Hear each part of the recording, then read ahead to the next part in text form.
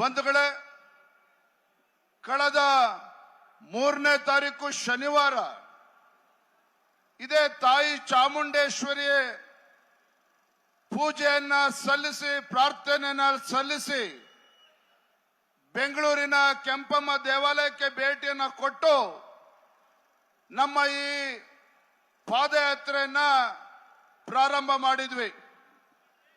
ಯಾತಕ್ಕೋಸ್ಕರ ಪ್ರಾರಂಭವನ್ನ ಮಾಡಿದ್ವಿ ಪಾದಯಾತ್ರೆ?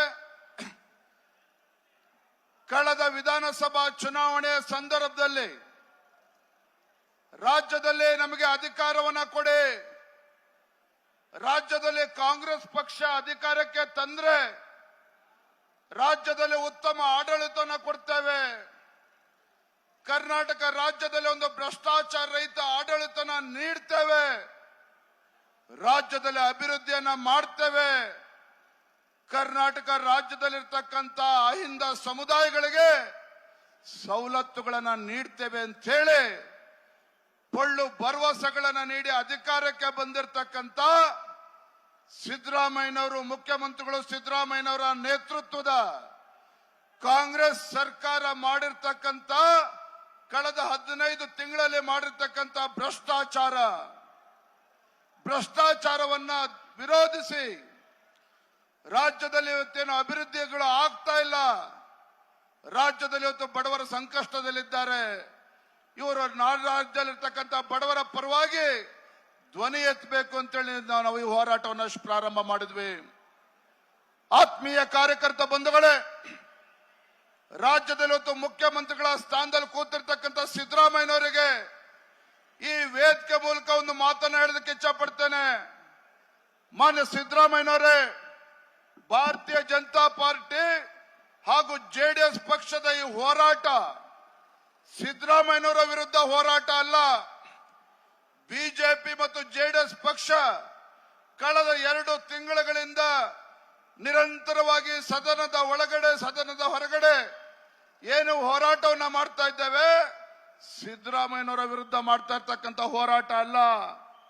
ಅದರ ಬದಲಾಗಿ ಏನು ನಾಡಿನಲ್ಲಿರ್ತಕ್ಕಂಥ 6.5 ಕೋಟಿ ಕನ್ನಡಿಗರ ವಿಶ್ವಾಸವನ್ನ ಪಡೆದುಕೊಂಡು ರಾಜ್ಯದಲ್ಲಿ ಒಳ್ಳೆ ಆಡಳಿತ ನೀಡ್ತೇವೆ ಅಂತೇಳಿ ಅಧಿಕಾರಕ್ಕೆ ಬಂದು ಭ್ರಷ್ಟಾಚಾರದಲ್ಲಿ ಮುಳುಗಿರ್ತಕ್ಕಂಥ ಒಬ್ಬ ಭ್ರಷ್ಟ ಮುಖ್ಯಮಂತ್ರಿಗಳ ವಿರುದ್ಧ ನಮ್ಮ ಈ ಹೋರಾಟವನ್ನು ನಾವು ಮಾಡ್ತಾ ಇದ್ದೇವೆ. ನಮ್ಮ ಹೋರಾಟ ಸಿದ್ದರಾಮಯ್ಯನವರ ವಿರುದ್ಧ ಅಲ್ಲ. ಯಾವ ಜನರ ಆಶೀರ್ವಾದದಿಂದ ರಾಜ್ಯದಲ್ಲಿ ಅಧಿಕಾರಕ್ಕೆ ಬಂದಿರತಕ್ಕಂಥ ಕಾಂಗ್ರೆಸ್ ಸರ್ಕಾರ ಈ ನಾಡಿನಲ್ಲಿರ್ತಕ್ಕಂಥ 6.5 ಕೋಟಿ ಕನ್ನಡಿಗರಿಗೆ ಏನು ವಂಚನೆ ಮಾಡಿದ್ದಾರೆ, ಮೋಸ ಮಾಡಿದ್ದಾರೆ, ಭ್ರಷ್ಟಾಚಾರ ಮಾಡಿದ್ದಾರೆ ಅಂತ ಭ್ರಷ್ಟ ಕಾಂಗ್ರೆಸ್ ಸರ್ಕಾರವನ್ನ ಬುಡ ಸಮೇತ ಕಿತ್ತು ಹಾಕಬೇಕು ಅಂತಕ್ಕಂಥ ಸಂಕಲ್ಪದೊಂದಿಗೆ ನಾವಿವತ್ತು ಹೋರಾಟವನ್ನ ಮಾಡ್ತಾ ಇದ್ದೇವೆ. ಸ್ವಾಮಿ ಸಿದ್ದರಾಮಯ್ಯನವರೇ, ಸ್ವಾಮಿ ಡಿ.ಕೆ. ಶಿವಕುಮಾರ್ ಅವರೇ, ಅಧಿಕಾರದ ದಾಹದಿಂದ ನಾವು ಹೋರಾಟವನ್ನ ಮಾಡ್ತಾ ಇಲ್ಲ. ಅಧಿಕಾರದ ದಾಹದಿಂದ ನಾವು ಹೋರಾಟವನ್ನ ಮಾಡ್ತಿಲ್ಲ. ಏನ್ ಮಾಡಿದ್ರಿ ಕಳೆದ 16 ತಿಂಗಳಲ್ಲಿ? ರಾಜ್ಯದಲ್ಲಿ ಭೀಕರ ಬರ, ರಾಜ್ಯದಲ್ಲಿರ್ತಕ್ಕಂಥ ರೈತರ ಸಂಕಷ್ಟಕ್ಕೆ ಸ್ಪಂದನೆ ಮಾಡ್ತಕ್ಕಂಥ ನಿಮ್ಮ ನಿಲುವು ತೋರಿಸಿದ್ರ ಮಾನ್ಯ ಮುಖ್ಯಮಂತ್ರಿಗಳು ಸಿದ್ದರಾಮಯ್ಯನವರೇ? ರಾಜ್ಯದಲ್ಲಿ ಭೀಕರ ಬರ ಇದ್ರೂ ಸಹ ಇವತ್ತು ಒಬ್ಬ ಮುಖ್ಯಮಂತ್ರಿಗಳು, ನಿಮ್ಮ ಸರ್ಕಾರ ಈ ನಾಡಿಗೆ 2 ತುತ್ತು ಅನ್ನವನ್ನ ಕೊಡ್ತಕ್ಕಂಥ ರೈತ, ಅವನನ್ನ ಕಾಪಾಡ್ತಕ್ಕಂಥ ಯೋಗ್ಯತೆ ನಿಮ್ಮ ಕಾಂಗ್ರೆಸ್ ಸರ್ಕಾರಕ್ಕೆ ಇರಲಿಲ್ಲ. ನೆರೆ ರಾಜ್ಯದಲ್ಲಿ ಬಡವರು ಮನೆ ಕಳ್ಕೊಂಡಿದ್ದಾರೆ. ಹಿಂದೆ ಬಿಜೆಪಿ ಸರ್ಕಾರ ಇದ್ದಾಗ, ಯಡಿಯೂರಪ್ಪನವರು ಮುಖ್ಯಮಂತ್ರಿಗಳಿದ್ದಾಗ ಆ ಬಡವ ಮನೆಯನ್ನ ಕಳೆದುಕೊಂಡ್ರೆ 5 ಲಕ್ಷ ರೂಪಾಯಿ ಪರಿಹಾರವನ್ನ ಕೊಡ್ತಾ ಇದ್ರು. 5 ಲಕ್ಷ ರೂಪಾಯಿ ಪರಿಹಾರವನ್ನ ಬಡವರ ಪರವಾಗಿ ಮೊಸಳೆ ಕಣ್ಣೀರು ಸುರಿಸ್ತಕ್ಕಂಥ ರಾಜ್ಯದ ಮುಖ್ಯಮಂತ್ರಿಗಳು ಎಷ್ಟು ಕೊಟ್ಟರು? 1 ಲಕ್ಷ ರೂಪಾಯಿ ಕೊಡ್ತೇನೆ ಅಂತೇಳಿ ಘೋಷಣೆ ಮಾಡಿದ್ದಾರೆ. ಆ ಹಣವನ್ನು ಕೂಡ ಇನ್ನೂ ಕೊಟ್ಟಿಲ್ಲ. ಇವತ್ತು ರಾಜ್ಯದಲ್ಲಿ ಇವತ್ತು ಅಂಗನವಾಡಿ ಕಾರ್ಯಕರ್ತರು ಕಳೆದ 2 ತಿಂಗಳುಗಳಿಂದ ಅವರಿಗೆ ಗೌರವಧನ ಕೊಡೋದಕ್ಕೆ ಸಾಧ್ಯ ಆಗಿಲ್ಲ. ಅಂಗವಿಕಲರಿಗೆ ಕರ್ನಾಟಕ ರಾಜ್ಯದಲ್ಲಿ ಬಂಧುಗಳೇ, ಕಳೆದ 6 ತಿಂಗಳುಗಳಿಂದ ಅಂಗವಿಕಲರಿಗೆ ಇವತ್ತು ಮಾಸಾಶನ ಕೊಡೋದಕ್ಕೂ ಕೂಡ ಸಾಧ್ಯ ಆಗಿಲ್ಲ ಅಂತ ದರಿದ್ರ ಸರ್ಕಾರ ಈ ಕರ್ನಾಟಕ ರಾಜ್ಯದಲ್ಲಿರ್ತಕ್ಕಂಥ ಕಾಂಗ್ರೆಸ್ ಸರ್ಕಾರ. ಅಂತ ದರಿದ್ರ ಸರ್ಕಾರ ಇವತ್ತು ಕರ್ನಾಟಕ ರಾಜ್ಯದಲ್ಲಿರ್ತಕ್ಕಂಥದ್ದು. ಇದು ಯೋಗ್ಯತೆಗೆ ಅಭಿವೃದ್ಧಿ ಕೆಲಸಗಳನ್ನ ಮಾಡ್ತಾರೆ ಅಂತ ಹೇಳಿದ್ರೆ ತಮಗೆ ಗೊತ್ತಿರಲಿ, ಕಳೆದ 15 ತಿಂಗಳುಗಳಲ್ಲಿ ರಾಜ್ಯದ ಯಾವುದೇ ವಿಧಾನಸಭಾ ಕ್ಷೇತ್ರದಲ್ಲಿ ರಾಜ್ಯದಲ್ಲಿ ಯಾವುದೇ ಒಂದು ಹೊಸ ಅಭಿವೃದ್ಧಿ ಯೋಜನೆಯನ್ನ ಘೋಷಣೆ ಮಾಡಲಿಲ್ಲ ಸಿದ್ದರಾಮಯ್ಯ ಸರ್ಕಾರ, ಕಾಂಗ್ರೆಸ್ ಸರ್ಕಾರ. ಯಾವುದೇ ಅಭಿವೃದ್ಧಿ ಕೆಲಸಗಳನ್ನ ಘೋಷಣೆ ಮಾಡಲಿಲ್ಲ. ಲೋಕಸಭಾ ಚುನಾವಣೆಯಲ್ಲಿ ಹೇಳಿದ್ರು ಮುಖ್ಯಮಂತ್ರಿಗಳು ಸಿದ್ದರಾಮಯ್ಯನವರು, ಕರ್ನಾಟಕ ರಾಜ್ಯದಲ್ಲಿರ್ತಕ್ಕಂಥ ಕಾಂಗ್ರೆಸ್ ಸರ್ಕಾರ ಇಡೀ ದೇಶಕ್ಕೆ ರೋಲ್ ಮಾಡೆಲ್ ಅಂತೆ. ರೋಲ್ ಮಾಡೆಲ್ ಮಾನ್ಯ ಸಿದ್ದರಾಮಯ್ಯನವರೇ, ನಿಮ್ಮ ದರಿದ್ರ ಕಾಂಗ್ರೆಸ್ ಸರ್ಕಾರ ಕರ್ನಾಟಕ ರಾಜ್ಯದಲ್ಲಿ ಬಂದ ಮೇಲೆ, ತಾವು ಈ ರಾಜ್ಯದ ಮುಖ್ಯಮಂತ್ರಿಗಳಾದ್ಮೇಲೆ ಒಂದು ಕಡೆ ಭೀಕರ ಬರಗಾಲ, 1500ಕ್ಕೂ ಹೆಚ್ಚು ರೈತರು ಆತ್ಮಹತ್ಯೆ ಮಾಡ್ಕೊಂಡ್ರಲ್ಲ, ಇದೇನಾ ನಿಮ್ ರೋಲ್ ಮಾಡೆಲ್ ಮಾನ್ಯ ಸಿದ್ದರಾಮಯ್ಯನವರೇ? ನಿಮ್ಮ ದರಿದ್ರ ಸರ್ಕಾರದಿಂದ ರಾಜ್ಯದಲ್ಲಿರ್ತಕ್ಕಂಥ ರೈತ ಇವತ್ತು ನೆಮ್ಮದಿಯಾಗಿಲ್ಲ. ಈ ನಾಡಿನಲ್ಲಿರ್ತಕ್ಕಂಥ ಬಡವ ಇವತ್ತು ನೆಮ್ಮದಿಯಾಗಿಲ್ಲ. ಈ ರಾಜ್ಯದಲ್ಲಿರ್ತಕ್ಕಂಥ ದೀನ ದಲಿತರು, ಕೂಲಿ ಕಾರ್ಮಿಕರು ಯಾರು ಕೂಡ ಇವತ್ತು ನೆಮ್ಮದಿ ಆಗಿಲ್ಲ. ಇವತ್ತು ರಾಜ್ಯದ ಜನ ಮಾತನಾಡ್ತಾ ಇದ್ದಾರೆ, ನಾನು ಈ ಮಾತನಾಡ್ತಾ ಇಲ್ಲ. ರಾಜ್ಯದ ಜನ ಮಾತನಾಡ್ತಾ ಇದ್ದಾರೆ. ರಾಜ್ಯದ ಜನರ ಪಾಲಿಗೆ ಕರ್ನಾಟಕ ರಾಜ್ಯದಲ್ಲಿರ್ತಕ್ಕಂಥ ಕಾಂಗ್ರೆಸ್ ಸರ್ಕಾರ ಬದುಕಿದ್ದು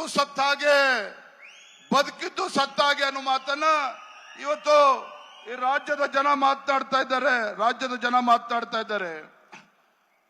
ನಾವು ವಿರೋಧ ಪಕ್ಷವಾಗಿ ಇವತ್ತು ರಾಜ್ಯದ ಮುಖ್ಯಮಂತ್ರಿಗಳಿಗೆ, ಆಡಳಿತ ಪಕ್ಷಕ್ಕೆ ಸವಾಲನ್ನ ಹಾಕಕ್ ಹೋದ್ರೆ ನಮ್ಗೆ ಧಮಕಿ ಹಾಕ್ತೀರಾ ಮಾನ್ಯ ಸಿದ್ದರಾಮಯ್ಯನವರೇ?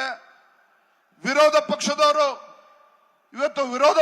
ಅಂತ ಹೇಳಿದ್ರೆ ನಿಮ್ಮನ್ನ ಚಮಚಾಗಿರಿ ಮಾಡ್ಕೊಂಡಿರ್ಬೇಕ. ನಾವು ವಿರೋಧ ಪಕ್ಷದವರಾಗಿ ನೀವು ಮಾಡ್ತಾ ಇರ್ತಕ್ಕಂಥ ಭ್ರಷ್ಟಾಚಾರ ಹಗರಣಗಳಿಗೆ ಬಹುಪರಾಗಿ ಹೇಳ್ತಕ್ಕಂಥ ವಿರೋಧ ಪಕ್ಷ ನಿಮಗೆ ಬೇಕಾ?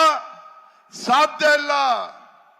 ನಿಮ್ಮ ದರಿದ್ರ ಕಾಂಗ್ರೆಸ್ ಸರ್ಕಾರದಿಂದ ರಾಜ್ಯದ ಬಡವರು, ರೈತರು, ಕೂಲಿ ಕಾರ್ಮಿಕರು ನರಳ್ತಾ ಇರ್ತಕ್ಕಂಥ ಸಂದರ್ಭದಲ್ಲಿ ನಿಮ್ಮ ಭ್ರಷ್ಟಾಚಾರವನ್ನ ಬಯಲು ಮಾಡ್ತವೆ.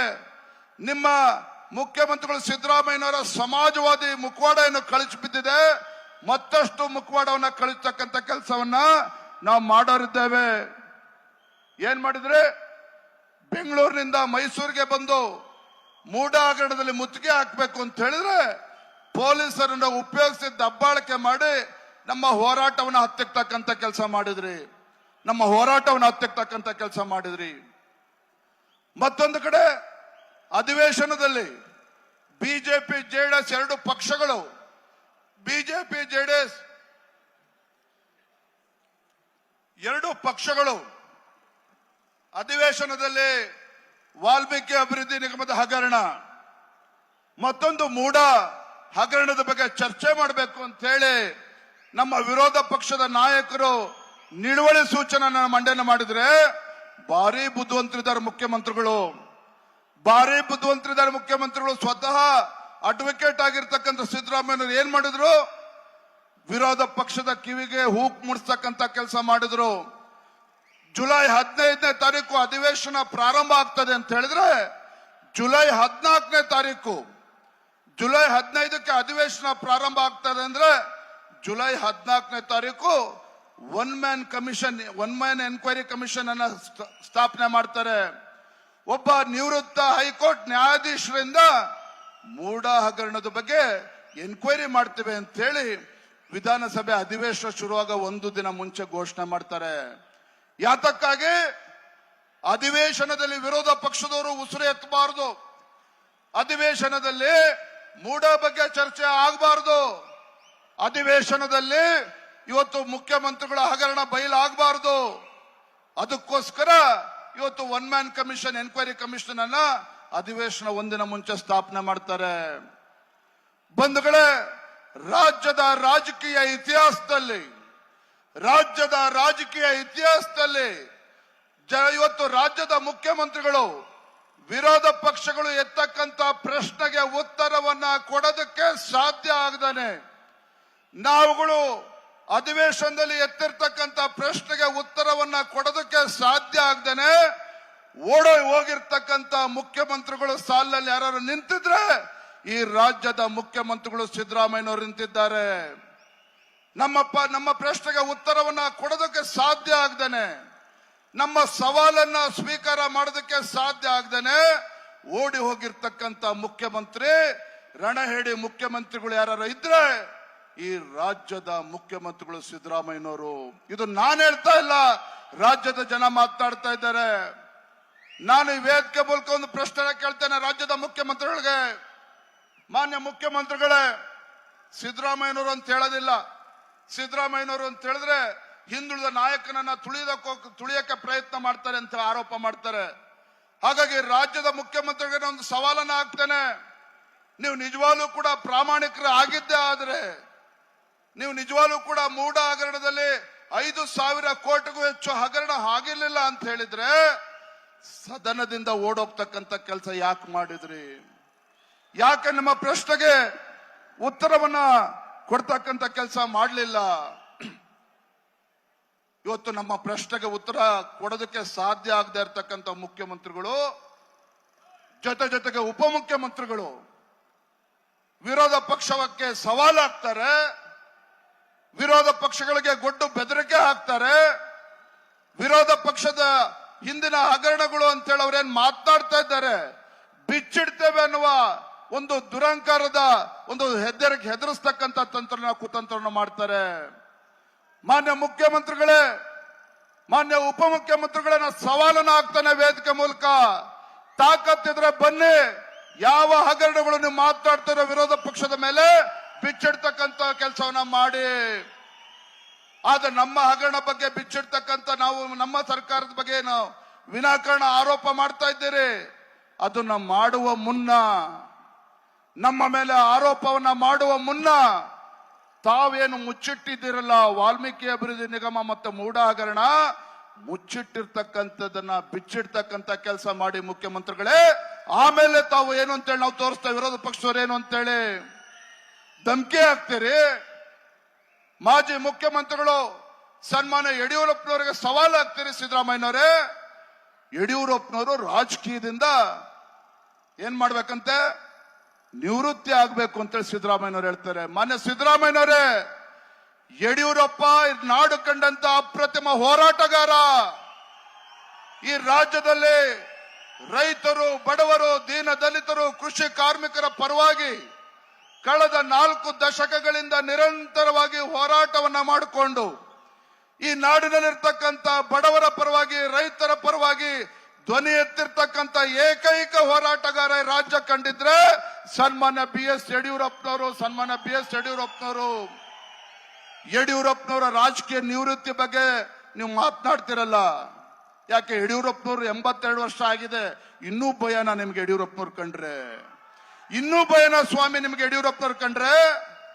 ಯಡಿಯೂರಪ್ಪನವರ ಕೇಸ್ಗಳ ಬಗ್ಗೆ ಮಾತನಾಡ್ತೀರಿ. ಸ್ವಾಮಿ ಸಿದ್ದರಾಮಯ್ಯನವರೇ, ಹಿಂದಿನ ಬಾರಿ ತಾವು ಮುಖ್ಯಮಂತ್ರಿಗಳಾದಾಗ ಮರ್ತು ಬಿಟ್ಟಿರ್ಬೇಕು, ಯಾವ CAG ರಿಪೋರ್ಟ್ ಮೇಲೆ ಅಂದಿನ ಕಾಂಗ್ರೆಸ್ ಸರ್ಕಾರ, ಸಿದ್ದರಾಮಯ್ಯ ನೇತೃತ್ವದ ಕಾಂಗ್ರೆಸ್ ಸರ್ಕಾರ CAG ರಿಪೋರ್ಟ್ ಮೇಲೆ ಒಂದಲ್ಲ ಎರಡಲ್ಲ 15 FIR ಗಳನ್ನ ಮಾಡ್ತಾರೆ ಯಡಿಯೂರಪ್ಪನವ್ರ ವಿರುದ್ಧ.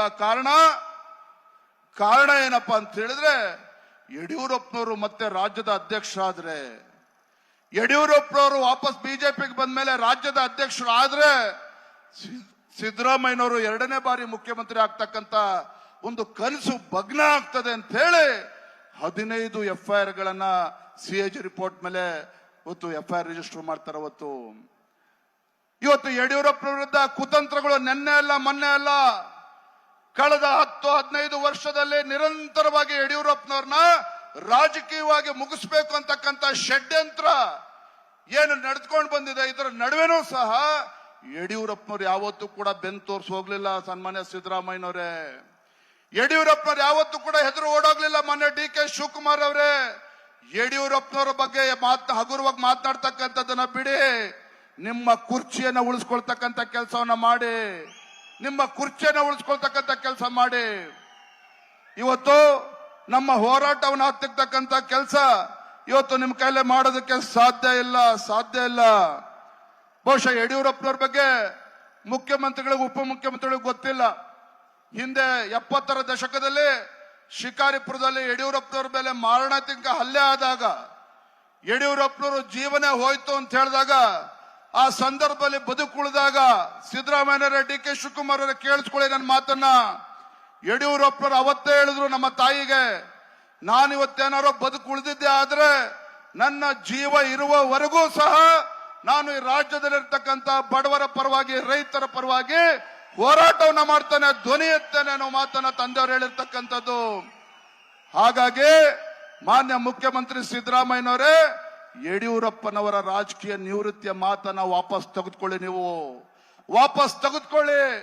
ಯಡಿಯೂರಪ್ಪನವರು ಪೂಜ್ಯ ತಂದೆಯವರು ಕೊನೆಯ ಉಸಿರು ಇರುವವರೆಗೂ ಕೂಡ ಅವರು ಹೋರಾಟವನ್ನ ಮಾಡ್ತಾರೆ.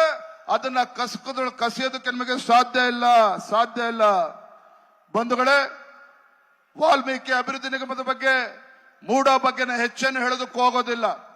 ವಾಲ್ಮೀಕಿ ಅಭಿವೃದ್ಧಿ ನಿಗಮ ಹಗರಣದಲ್ಲಿ ಸ್ವತಃ ಮುಖ್ಯಮಂತ್ರಿಗಳೇ ಹಗರಣ ಆಗಿಲ್ಲ ಅಂತ ಹೇಳ್ತಾ ಇದ್ರು.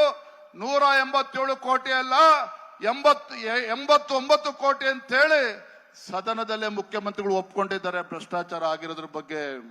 ಅವರ ಮಂತ್ರಿಗಳ ರಾಜೀನಾಮೆಯನ್ನು ಕೂಡ ಪಡೆದುಕೊಂಡಿದ್ದಾರೆ. ಮೂಡ ಹಗರಣ ಮೂಡ ಹಗರಣದ ಬಗ್ಗೆ 2 ನಿಮಿಷದಲ್ಲಿ ಹೇಳಿ ನನ್ನ ಮಾತನ್ನು ಮುಗಿಸ್ತೇನೆ, ಸಾಕಷ್ಟು ಸಮಯ ಆಗಿದೆ. ಮೂಡ ಹಗರಣದ ಬಗ್ಗೆ ತಮಗೆ ಗೊತ್ತಿರಲಿ, ಇವತ್ತು ಮೂಡ ಹಗರಣ ಕೇವಲ ಮುಖ್ಯಮಂತ್ರಿಗಳ ಕುಟುಂಬಕ್ಕೆ 14 ನಿವೇಶನಗಳು ಕೊಟ್ಟಿದ್ದಾರೆ ಅನ್ನುವ ಆರೋಪ ಅಷ್ಟೇ ಅಲ್ಲ.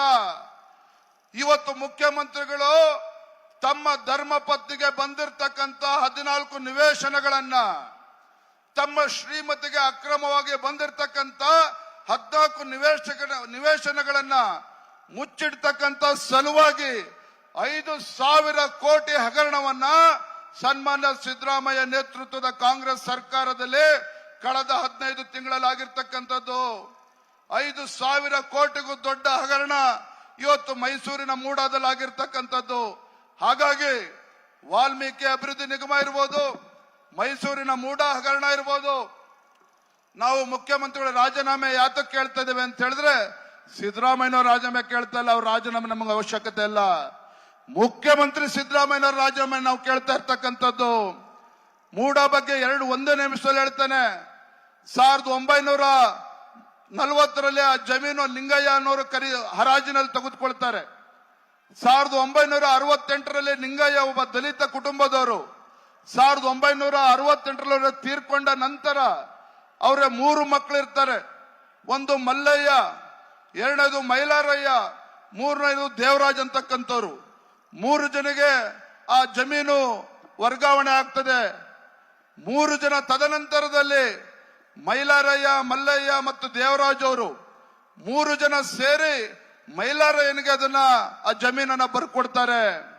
1992ರಲ್ಲಿ ಬಂಧುಗಳೇ, 1992ರಲ್ಲಿ ಆ ದೇವರಾಜ್ ಯಾರು ತನ್ನ ಹಕ್ಕನ್ನ ಮೈಲಾರಯ್ಯನಿಗೆ ಬರೆದುಕೊಟ್ಟಿರ್ತಾರೋ ಅವರ ಮಕ್ಕಳಿಂದ ದೇವರಾಜ್ ಏನ್ ಮಾಡ್ತಾನೆ, 3ನೇನು ಖಾತೆ ಮಾಡಿಸ್ಕೊಡ್ತೇನೆ ಅಂತ ಹೇಳಿ ಅನುಮತಿ ಪತ್ರವನ್ನ ಪಡೆದುಕೊಳ್ತಾನೆ.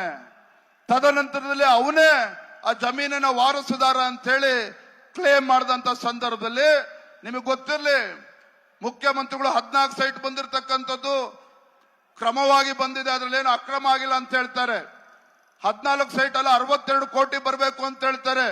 ಈ ಪುಸ್ತಕದಲ್ಲಿ ಎಲ್ಲವನ್ನೂ ಕೂಡ ಬಿಚ್ಚಿಟ್ಟಿದ್ದೇವೆ ಸಿದ್ದರಾಮಯ್ಯ ಅವರ ಹಗರಣ ಬಗ್ಗೆ.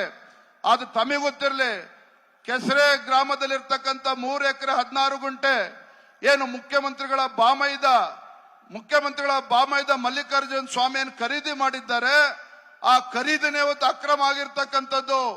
ಆ ಜಮೀನಿನ ವಾರಸುದಾರ ದೇವರಾಜ್ ಅಲ್ಲೇ ಅಲ್ಲ, ಯಾರೋ ಜಮೀನಿನ ವಾರಸುದಾರ ಅಲ್ಲ ದೇವರಾಜ್, ಅವನಿಂದ ಜಮೀನ್ ಖರೀದಿ ಮಾಡಿರ್ತಕ್ಕಂಥ ಮುಖ್ಯಮಂತ್ರಿಗಳ ಬಾಮೈದ ಅದೇ ಜಮೀನನ್ನ ಸಿದ್ದರಾಮಯ್ಯನವರು ಶ್ರೀಮತಿಗೆ ದಾನ ಮಾಡ್ತಾರೆ. ಹಾಗಾಗಿ ನಾ ಇಷ್ಟೇ ಹೇಳ್ತೇನೆ, ಸಾಕಷ್ಟು ಸಮಯ ಆಗಿದೆ. ಕೊನೆಯದಾಗಿ ಮಾನ್ಯ ಕುಮಾರಸ್ವಾಮಿ ಅವರು ಮಾತನಾಡಿದ್ದಾರೆ. ನಾನು ಇಷ್ಟು ಮಾತ್ರ ಸಂದರ್ಭದಲ್ಲಿ ಹೇಳ್ತೇನೆ, ನಮ್ಮ ಹೋರಾಟ ನಿರಂತರವಾಗಿರ್ತದೆ. ನಮ್ಮ ಹೋರಾಟವನ್ನು ಹತ್ತಿಕ್ಕತಕ್ಕಂಥ ಕೆಲಸ ಯಾರಿಗೂ ಕೂಡ ಮಾಡೋದಕ್ಕೆ ಸಾಧ್ಯ ಇಲ್ಲ ಅನ್ನೋ ಮಾತನ್ನ ಈ ಸಂದರ್ಭದಲ್ಲಿ ಹೇಳ್ತಾ, ಇವತ್ತು ಇವತ್ತು ನಮ್ಮ ಪಾದಯಾತ್ರೆ ಕಳೆದ 3ನೇ ತಾರೀಕು ಪೂಜ್ಯ ತಂದೆಯವರು ಸನ್ಮಾನ್ಯ BS ಯಡಿಯೂರಪ್ಪನವರು, ಮಾಜಿ ಮುಖ್ಯಮಂತ್ರಿಗಳಾಗಿರ್ತಕ್ಕಂಥ HD ಕುಮಾರಸ್ವಾಮಿ ಅವರು ನಮ್ಮ ಪಾದಯಾತ್ರೆಗೆ ಚಾಲನೆಯನ್ನ ಕೊಟ್ಟರು. 3ನೇ ತಾರೀಕು ಶನಿವಾರದಿಂದ ನಾನು ಮತ್ತು ನಿಖಿಲ್ ಕುಮಾರಸ್ವಾಮಿ ಅವರು, ನಮ್ಮ ಪಕ್ಷದ ಎರಡು ಪಕ್ಷದ ಎಲ್ಲ ಶಾಸಕರು, ವಿಧಾನ ಪರಿಷತ್ ಸದಸ್ಯರು, ಸಂಸದರು ಎಲ್ಲರೂ ಕೂಡ, ನಮ್ಮ ಕಾರ್ಯಕರ್ತರು ಕೂಡ ಲಕ್ಷೋಪಲಕ್ಷ ಸಂಖ್ಯೆಯಲ್ಲಿ ತಾವೆಲ್ಲರೂ ಕೂಡ ಬಂದಿದ್ದೀರಿ. ನಾನು ಇವತ್ತು ವೇದಿಕೆ ಮೂಲಕ ರಾಜ್ಯದ ಮೂಲೆ ಮೂಲೆಗಳಿಂದ ಬಂದಿರತಕ್ಕಂತ ನಮ್ಮ ಪಾದಯಾತ್ರೆನ ಯಶಸ್ವಿ ಮಾಡೋದಕ್ಕೆ ಕಾರಣೀಭೂತರಾಗಿರ್ತಕ್ಕಂಥ ನಮ್ಮ ಲಕ್ಷ ಕಾರ್ಯಕರ್ತರಿಗೆ ದೀರ್ಘದಂಡ ನಮಸ್ಕಾರವನ್ನ ನಾನು ವೇದಿಕೆ ಮೂಲಕ ಮಾಡೋದಕ್ಕೆ ಇಚ್ಛಪಡ್ತೇನೆ. ಕೊನೆಯದಾಗಿ ಒಂದು ಮಾತನ್ನ ಹೇಳ್ತೇನೆ ಬಂಧುಗಳೇ, ಇವತ್ತು ನಮ್ಮ ಹೋರಾಟ, ನಮ್ಮ ಈ ಪ್ರತಿಭಟನೆ ಇವತ್ತು ಇಂಥ ಭ್ರಷ್ಟ ಕಾಂಗ್ರೆಸ್ ಸರ್ಕಾರವನ್ನ ಕಿತ್ತು ಒಗೆಯವರೆಗೂ ಕೂಡ ನಾವು ನಿರಂತರ ಹೋರಾಟವನ್ನ ಮಾಡ್ತೇವೆ. ನಿನ್ನೆ ನಡೆದಿರ್ತಕ್ಕಂಥ ಮೈಸೂರಿನ ಜನಾಂದೋಲನ ಕಾರ್ಯಕ್ರಮ, ಸನ್ಮಾನ್ಯ ಸಿದ್ದರಾಮಯ್ಯನವರು ಮುಖ್ಯಮಂತ್ರಿಗಳ ಮಾತನ್ನು ನಾನು ಕೂಡ ಕೇಳ್ತಾ ಇದ್ದೆ. ಪಾಪ ಬಹಳ ನೋವಿನಿಂದ ಮಾತನಾಡ್ತಾ ಇದ್ರು. ಇವತ್ತು ಆ ನೋವಿನಿಂದ ಮಾತನಾಡ್ತಿದ್ದ ಸಿದ್ದರಾಮಯ್ಯನವರ ಮಾತುಗಳನ್ನ ಕೇಳಿ ನನಗೂ ಕೂಡ ಅಯ್ಯೋ ಪಾಪ ಅಂತ ಅನ್ನಿಸ್ತು. ಆದ್ರೆ ಇವತ್ತು ಬರ ಬಂದಂತ ಸಂದರ್ಭದಲ್ಲಿ, ರಾಜ್ಯದಲ್ಲಿ ನೆರೆ ಇದ್ದಂತ ಸಂದರ್ಭದಲ್ಲಿ, ಇವತ್ತು ರಾಜ್ಯದಲ್ಲಿರ್ತಕ್ಕಂಥ ದೀನ ದಲಿತರು, ಬಡವರು, ಕೃಷಿ ಕಾರ್ಮಿಕರ ಪರವಾಗಿ ಅದೇ ಅನುಕಂಪ ತೋರಿಸಿದ್ದಿದ್ರೆ ಬಹುಶಃ ಇಂಥ ದುಸ್ಥಿತಿಗೆ ಇವತ್ತು ರಾಜ್ಯದ ಮುಖ್ಯಮಂತ್ರಿಗಳು ಬರ್ತಾ ಇರಲಿಲ್ಲ. ಭ್ರಷ್ಟಾಚಾರವನ್ನ ಮಾಡುವ ಮುಂಚಿತವಾಗಿ ಎಲ್ಲವನ್ನೂ ಕೂಡ ಆಲೋಚನೆ ಮಾಡಿದ್ರೆ ಬಹುಶಃ ಇದ್ಯಾವುದು ಕೂಡ ನಿನ್ನೆ ಸಭೆನೂ ಕೂಡ ಮಾಡ್ತಕ್ಕಂಥ ಅವಶ್ಯಕತೆ ಬರ್ತಿರ್ಲಿಲ್ಲ, ಈ ಪಾದಯಾತ್ರೆ ಅವಶ್ಯಕತೆ ಕೂಡ ಬರ್ತಾ ಇರಲಿಲ್ಲ.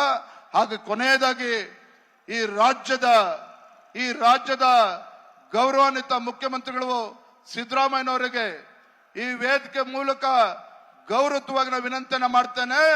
ಇದು ವೈಯಕ್ತಿಕ ಟೀಕೆ ಅನ್ನೋದನ್ನ ಬದಿಗಿಟ್ಟು, ತಮ್ಮ ನೇತೃತ್ವದ ಕಾಂಗ್ರೆಸ್ ಸರ್ಕಾರ ಭ್ರಷ್ಟಾಚಾರ ಮಾಡಿದೆ, ಸಿದ್ದರಾಮಯ್ಯ ನೇತೃತ್ವದ ಕಾಂಗ್ರೆಸ್ ಸರ್ಕಾರ ಸಾವಿರಾರು ಕೋಟಿಯನ್ನ ಲೂಟಿ ಮಾಡಿದೆ, ಇದನ್ನು ಒಪ್ಕೊಂಡು ಗೌರವವಾಗಿ ತಮ್ಮ ಸ್ಥಾನಕ್ಕೆ ರಾಜೀನಾಮೆ ಕೊಡಿ, ಇಲ್ಲ ಅಂದ್ರೆ ನಮ್ಮ ಹೋರಾಟ ನಿರಂತರವಾಗಿರ್ತದೆ ಅನ್ನುವ ಮಾತನ್ನ ಹೇಳ್ತಾ, ಇವತ್ತು ನಾನು ನಮ್ಮ ಪತ್ರಿಕಾ ಹಾಗೂ ಮಾಧ್ಯಮದ ಸ್ನೇಹಿತರಿಗೂ ಸಹ ನಾನು ಅನಂತ ಕೃತಜ್ಞತೆಯನ್ನ ಸಂದರ್ಭದಲ್ಲಿ ಸಲ್ಲಿಸ್ತೇನೆ.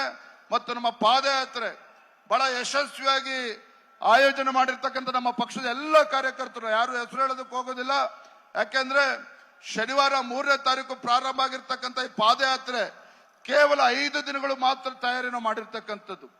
5 ದಿನಗಳ ತಯಾರಿಯಲ್ಲಿ ಬಹುಶಃ ರಾಜ್ಯದ ರಾಜಕೀಯ ಇತಿಹಾಸದಲ್ಲಿ ಹಿಂದೆಂದೂ ಕೂಡ ಇಷ್ಟು ವ್ಯವಸ್ಥಿತವಾಗಿರ್ತಕ್ಕಂಥ ಒಂದು ಪಾದಯಾತ್ರೆ, ಅದು ಊಟದ ವ್ಯವಸ್ಥೆ ಇರ್ಬೋದು, ವಸತಿ ವ್ಯವಸ್ಥೆ ಇರ್ಬೋದು, ಕುಡಿಯೋ ನೀರಿನ ವ್ಯವಸ್ಥೆ ಇರ್ಬೋದು, ಸಣ್ಣ ಪುಟ್ಟ ಗೊಂದಲ ಆಗಿದ್ರೆ ದಯವಿಟ್ಟು ನಾನಲ್ಲಿ ಕ್ಷಮೆ ಇರಲಿ ಅಂತೇಳಿ ಸಂದರ್ಭದಲ್ಲಿ ಹೇಳ್ತಾ, ನನ್ನ ಕೊನೆಯ ಉಸಿರು ಇರುವವರೆಗೂ ಸಹ ಈ ರಾಜ್ಯದಲ್ಲಿರ್ತಕ್ಕಂಥ ಬಡವರು, ದೀನ ದಲಿತರು, ಕೂಲಿ ಕಾರ್ಮಿಕರು, ರೈತರ ಪರವಾಗಿ ಯಾವ ರೀತಿ ಸನ್ಮಾನ್ಯ ಯಡಿಯೂರಪ್ಪನವರು ಧ್ವನಿ ಎತ್ತಕ್ಕಂಥ ಕೆಲಸ ಮಾಡ್ತಾ ಇದ್ರು, ನಾನು ಸಹ ಇವತ್ತು ನಾಡಿನ ಜನತೆ ಪರವಾಗಿ ನಾನು ಸದಾ ನಿಮ್ ಜೊತೆಲಿ ಇರ್ತೇನೆ, ನಮ್ಮ ಕಾರ್ಯಕರ್ತರ ಜೊತೆಲಿ ಇರ್ತೇನೆ ಅನ್ನೋ ಮಾತನ್ನು ಹೇಳ್ತಾ ತಮ್ಮೆಲ್ಲರಿಗೂ ಸಹ ವಂದನೆಯನ್ನು ಸಲ್ಲಿಸಿ ನನ್ನ ಮಾತನ್ನು ಮುಗಿಸ್ತಾ ಇದ್ದೇನೆ. ಬಲೋ ಭಾರತ್ ಮಾತಾ ಕಿ.